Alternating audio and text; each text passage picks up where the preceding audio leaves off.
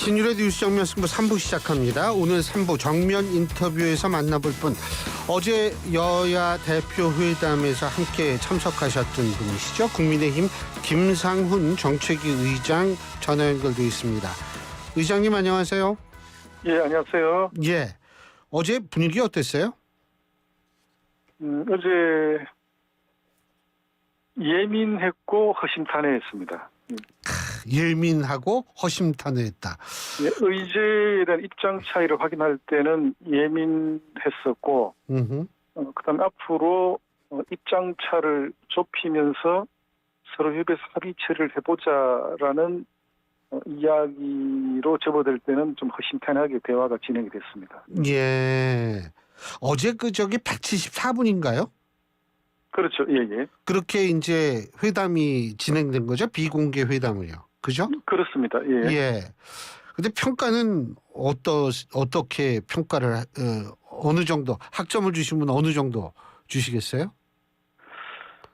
한 85점 정도는 되지 않나 싶은데요. B 플러스네요. 지난 8월 28일인가요? 예. 22대 국회 들어서 처음으로 28개 법안을 합의체를 했어요. 예. 근데 이제 그 과정까지 오기 전에는 국회에서 전혀 합의체에 대한 안건을 하나도 처리를 못했는데, 이제 지난 8월 28개 법안을 처리하면서 이제는 일방적인 법안 상정 처리, 그리고 또 거부권 행사로 법안이 폐기되는 그런 도돌이표 악순환은 이제 그만하자. 이제 민생을 챙기는 법안들은 합의 처리할 수 있으면 해보자라는 그런 분위기가 조금 이제 성숙이 된 계기로 해서 이번에 여야 대표회담 때 여전히 이견은 존재하지만 앞으로 정기국회에서 많은 민생 법안들을 합의 처리할 수 있도록 노력해보자라는 그런 계기가 됐다, 이렇게 평가를 할 수 있겠습니다. 예. 근데 일각에서는 좀 어제 8개 이게 나왔는데 좀 검토하고 이런 표현이 너무 많아가지고 그냥 두루뭉술한 거 아니냐 이런 얘기가 있거든요. 맞습니다. 두루뭉실했습니다. 예. 왜냐하면 예. 어제 발표된 의제 중에도 이견차가 있는 내용들이 많았어요. 예. 그래서 앞으로 절충 타협해서 합의점을 도출할 수 있는 여지를 남겨두기 위해서 두루뭉실한 표현을 쓸 수밖에 없었습니다. 그래서 그런 부분은 좀 국민들께서 이해를 해주시면 좋겠습니다. 그건 앞으로 두루뭉실한 결론을 내겠다는 게 아니고 입장 차이는 있지만 그래도 조금 더 민생을 챙기는 합의점을 도출하기 위한 그런 숙제를 남겨놨다, 그렇게 보시면 될 것 같습니다. 그 최상병 특검법 그리고 25만 원 그 지원법 이런 거 있잖아요. 금투세. 예. 근데 일단 최상병 특검법 요거 문제에 대해서 이게 여당 쪽에서 나오는 얘기가 조금 다르고 야당 쪽에서 나오는 얘기가 조금 다르더라고요. 예? 다릅니다. 예. 예. 이거 좀 구체적으로 말씀해 주시면 어떻습니까? 여당은 거부권이 행사됐던 기존의 최상병 특검법은 이제 타오를 던진 것 같고, 예. 한동훈 대표가 주장한 제3자 특검법에 이제 관심을 갖고 제3자 특검법에 대한 의향을 물었는데, 한 대표는 회담 전에도 제3자 특검법에 대한 자신의 입장은 그대로 유지를 할 거라는 이야기를 하고 회담장으로 들어갔어요, 저한테. 예. 다만 이제 최상병 특검법이 어제 공동 발표 내용에 빠졌던 게, 제가 생각했을 때는 특검으로 이 문제를 해결하는 것보다 최상병 순직과 같은 그런 선례를 더 이상 남기지 않는 그런 비극이 반복되지 않도록 재발 방지를 하는 게 더 중요하지. 이거를 수사 결과도 발표되지 않았는데 특검으로 정쟁으로 치달을 수 있는 그런 여지를 남겨놓는 건 바람직스럽지 않다는 말씀을 제가 드렸고, 제가 걱정하는 건 이런 거예요. 정책 의장 입장에서 크게 중요한 의견은 아니겠지만 수사 범위를 무한정 확대하고 책임을 무한정 확대하는 이런 특검법이 만약에 통과가 된다면 앞으로 어떤 군 지휘관이 재해 사고 때 병사들을 데리고 민간 구조 작업에 나설 수 있겠는가. 저는 이런 분위기도 좀 고려를 해야 된다. 그래서 정쟁으로 치닫는 그런 특검이 아니고 최상병 같은 그런 순직자가 앞으로 더 이상 발생하지 않는 그런 대책 마련에 우리가 좀 더 치중할 필요가 있다. 그러면 거기에는 반드시 특검이어야 되는가? 라는 데 대해서는 우리가 반문해 볼 필요가 있다는 그런 의견을 제가 말씀을 드린 바가 있습니다. 예. 그리고 이게 뭐 특검 뭐 하려면은 아무래도 당내 의견도 좀 모아야 될 거고, 그죠? 그렇습니다. 용산과의 소통도 좀 필요할 것 같고, 그렇지 않습니까? 그렇습니다. 예. 예.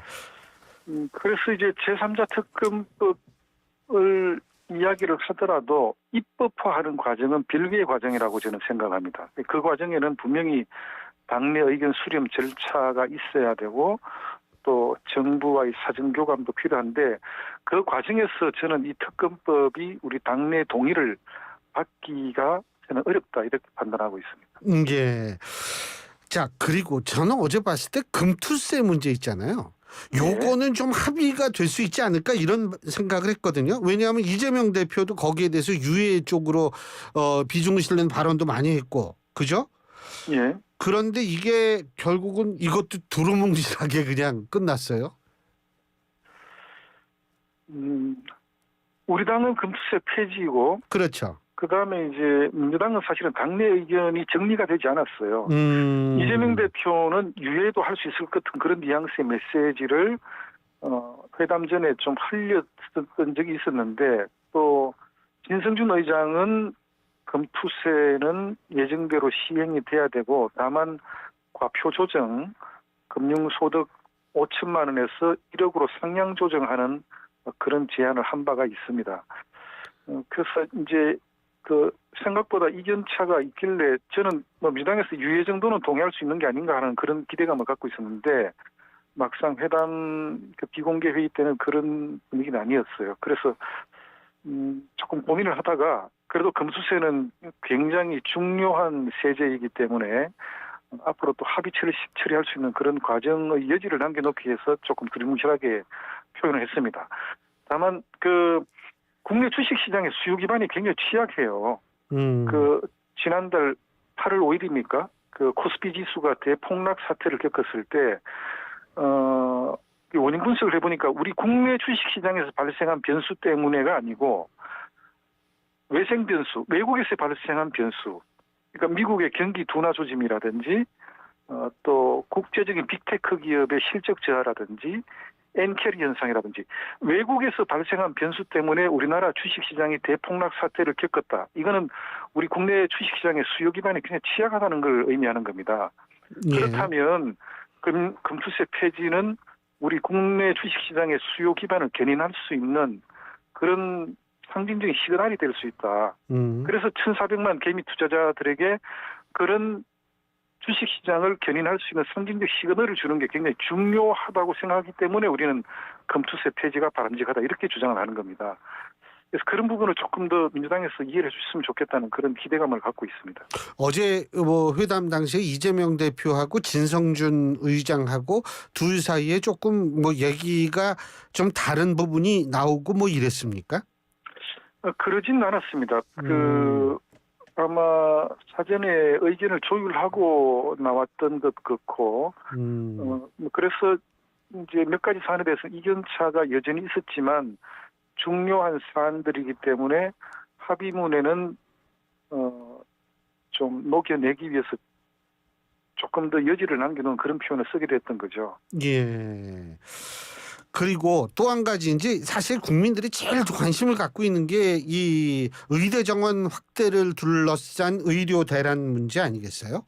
근데 예. 이 해법도 지금 근데 이걸 그 어떻게 해석해야 되는지 잘 모르겠더라고요. 여기서 여야가 같이 추석을 비롯해 가지고 이 문제를 국회에서 집중적으로 논의하기로 한다 이런 식으로 결론을 내렸죠. 그죠?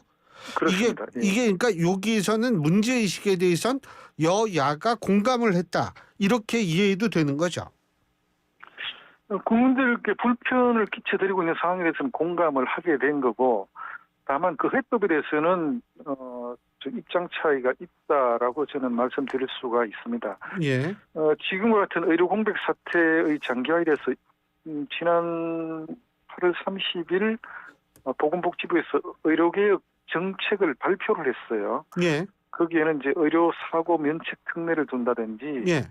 임상 수련의들의 들에 대한 지원이라든지 또 여러 가지 지원책을 마련한 정책을 발표를 했기 때문에 그 정책의 효과에 대해서도 한번 지켜볼 필요가 있다라는 입장이고, 민주당에서는 의료 사태에 대한 대책 기구를 국회에 두는 게 어떻겠냐라고 이제 이야기를 했지만, 대책 기구는 이미 정부가 개혁 대책을 발표했기 때문에 대책 기구를 두면 다시 논란을 쟁점화시키고 원점으로 돌아갈 가능성이 있기 때문에 대책 기구가 아니고 대책을 논의하자라고 표현을 좀 수정을 하게 됐던 거죠. 그렇군요. 근데 어떻게 국회 차원에서 조금 논의가 가능하다라고 예상을 하십니까? 대책 기구를 두자고 제안을 해서 대책을 논의하자라고 좀 중화시켜서 표현을 했는데, 정부에서 의료개혁 정책에 대해서 발표를 했고, 또 지금 이제 오늘부터인가요?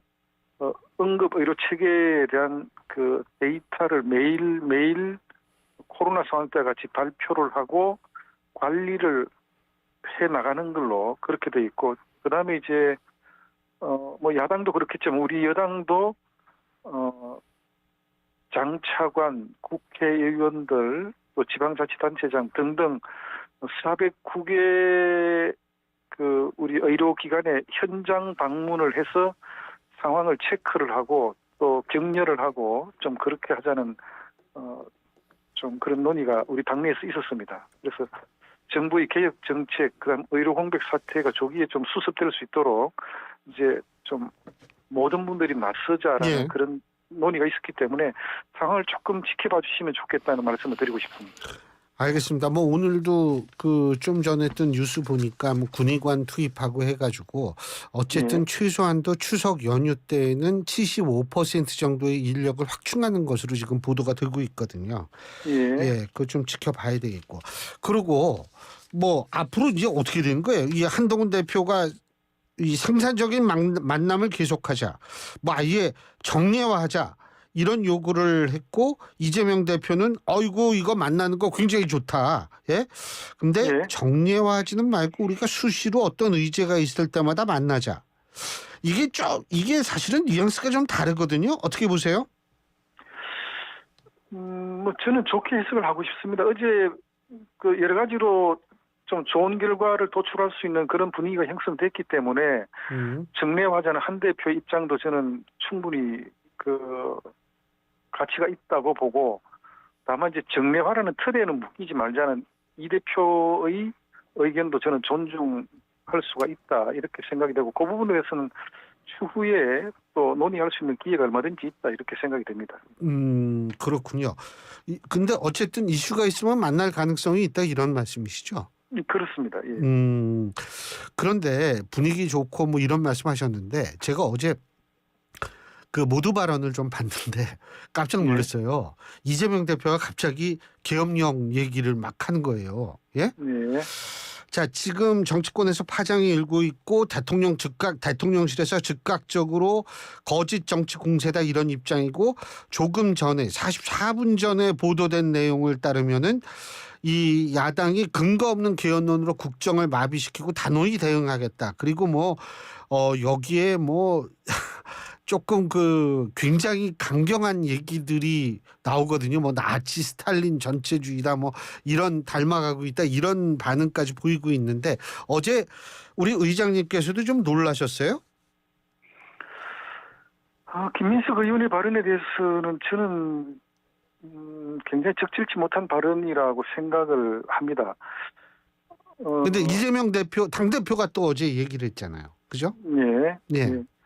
근데 요즘 그 국정 중대 사안에 대해서는 비밀이 없어요, 사실은. 보안 유지가 어렵습니다.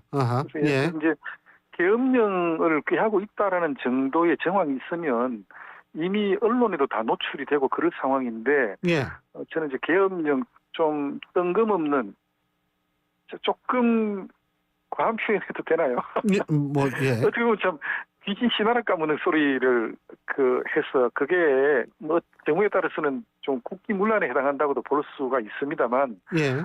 저는 그런 걸로 해서 다시 정쟁의 소용돌이에 휘말려서는 안 된다 이렇게 판단이 되고 정부 측에서 그럴 의도가 전혀 없고 또 그게 팩트가 아니라는 게 저는 밝혀졌다고 보기 때문에 더 이상 그걸 가지고 또 논란으로 삼아서 좀 이렇게 정쟁으로 치닫는 것은 바람직스럽지 않다라는 생각을 갖고 있습니다. 다만 거기에 대해서는 민주당의 진지한 성찰과 반성, 사과가 좀 따르면 좋지 않겠나 하는 그런 입장입니다. 사실 뭐 야당에서는 과거 박근혜 정권 시절에 그 일종의 그 계획안이었죠. 그러니까 이게 비상 상황에 대비하는 계획안으로서 이 계엄 그걸 그 문건을 했는데 물론 그것도 이제 그때 굉장히 대대적으로 수사를 한 것으로 제 기억이 나는데 어쨌든 네. 전부 무혐의 이런 식으로 결론이 났지만 그 네. 문건에 있는 것을 얘기를 하면서 그 어제 이재명 대표가 그랬잖아요. 그 뭐 의원들의 인신을 구속시켜서 뭐 이 계엄 해제의 정족수를 미달시킨다 뭐 이런 얘기를 했는데 그 좀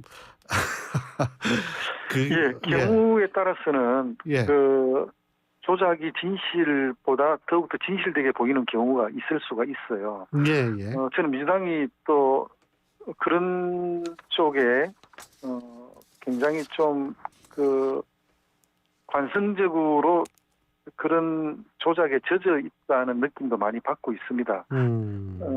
그렇잖아요. 후쿠시마 오염수라든지 또 예. 광우병이라든지 등등등. 그게 결국은 사실이 아닌 걸로 밝혀지는데 그런 상황에 대해서 이제 민주당이 더 이상 번복하고 또 국민들의 여론을 호도해서는 안 된다 이런 생각을 갖고 있고 이제 민주당이 좀 더 큰 정치로 나가야 된다. 그 근거 없는 사실로 정권의 아직까랑이를 붙잡는다든지 멱살을 붙잡는 그런 이제 형태는 중단되고 자제돼야 되지 않겠나 하는 그런 생각을 갖고 있습니다. 예, 잘 알겠습니다. 아이고 어제 굉장히 힘드셨을 텐데 그죠? 뭐. 아예 어제 힘드셨을 텐데 또 오늘 이렇게 인터뷰해 주셔서 고맙습니다. 감사합니다. 감사합니다. 예. 감사합니다. 지금까지 국민의힘 김상훈 정책위 의장이었고요. 신율의 뉴스 정면 승부 3부 순서는 여기서 줄이겠습니다. 잠시 뒤 4부에서 뵙죠.